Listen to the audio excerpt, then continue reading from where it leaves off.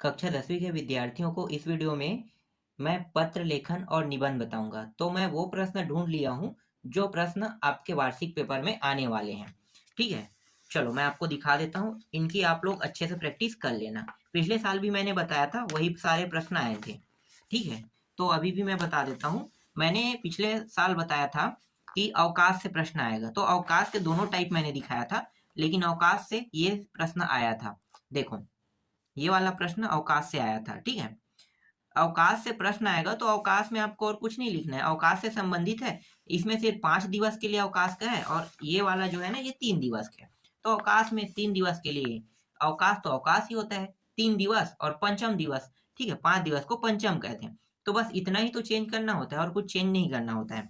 तो इस बार जो है, इस बार मैं आपको ये दिखा रहा हूँ, अवकाश से प्रश्न आते ही हैं।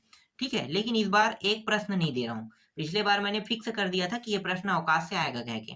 ठीक है, लेकिन इस बार ना इसमें थोड़ा सा प्रश्न मैंने बढ़ा दिया है, क्योंकि प्रश्न में अभी मैंने जो सूची देखा है उसमें कुछ प्रश्न बढ़ा के बताए हैं। ठीक है, इसीलिए मैं आपको बढ़ा के बता रहा हूँ। तो एक तो ये रहेगा, अस्वस्थता कारण अवकाश अवकाशार्थ प्रार्थना पत्रम। ठीक है, ये आपको देखने को मिलेगा, और इसका पूरा उत्तर मैं आपको दिखा देता हूँ। ठीक है, सेवायाम से देख लो, ये रहा। यहाँ तक आपको क्या करना है, याद करना है। ठीक है, बहुत आसान रहता है अवकाश का प्रश्न। प्रश्न बहुत मतलब अवकाश से संबंधित जो प्रार्थना पत्र है ना, ये बहुत आसान रहता है, बहुत आसानी से याद कर लोगे इसे। इसके अलावा यहाँ पे मैं अब आपको और दिखा देता हूँ। इसको भी मैंने टिक किया है, स्थानांतरण प्रमाण पत्र हेतु प्रचार प्रति प्रार्थना पत्रम। ठीक है, ये भी है, तो इसको भी आपको देख लेना है। ठीक है, ये भी उतना ही आसान है जितना अवकाश का है। एक बार पढ़ोगे तो याद हो जाएगा। तो इसका भी मैंने पूरा सॉल्यूशन आपको दिखा दिया। इसके अलावा एक और है।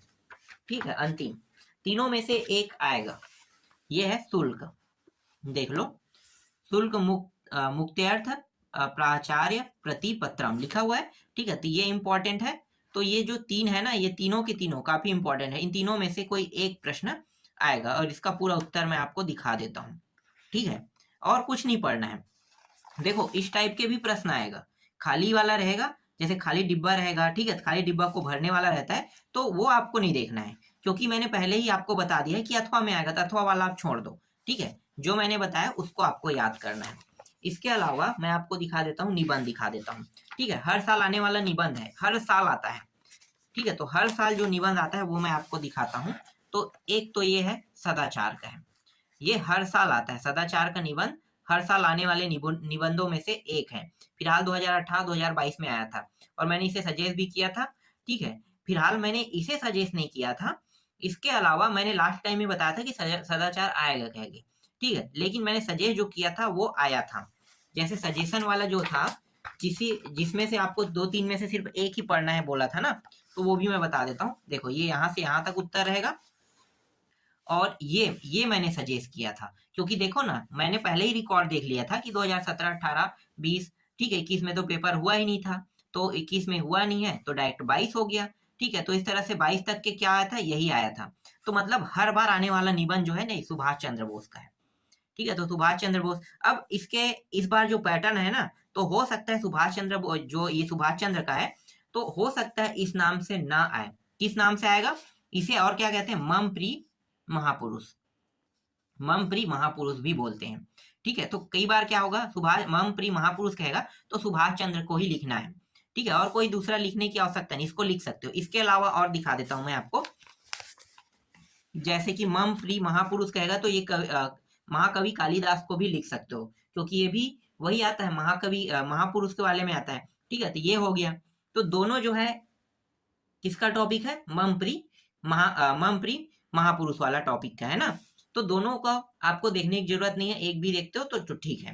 ठीक है, ये भी हर साल आने वाला निबंध है, लेकिन मैं आपको सजेस्ट करूंगा कि आप सदाचार को पढ़ लो, ज्यादा अच्छा रहेगा, और सुभाष चंद्र को, क्योंकि वो हर साल आता है, तो दो में बहुत है। ठीक है, चलो और एक दिखा देता हूँ, ये भी है। फिलहाल मम प्रदेश लिखा है, इसे अस्माक प्रदेश भी कहते हैं। ठीक है, अस्माकम प्रदेश के नाम से भी आता है, या डायरेक्ट छत्तीसगढ़ कहेगा तो छत्तीसगढ़। तो मम प्रदेश मतलब मेरा प्रदेश, अस्माकम प्रदेश कहेगा तो आप जिस प्रदेश में रहते हैं उसके बारे में लिखना है, मतलब है तो छत्तीसगढ़ ही ना, तो छत्तीसगढ़ के बारे में। तो ये है इंपॉर्टेंट। तो अभी जो मैं बता रहा हूँ ये सभी इंपॉर्टेंट है। तो इतना जो प्रश्न मैं आपको बता रहा हूँ ये सारे आपको एग्जाम में देखने को मिलेगा।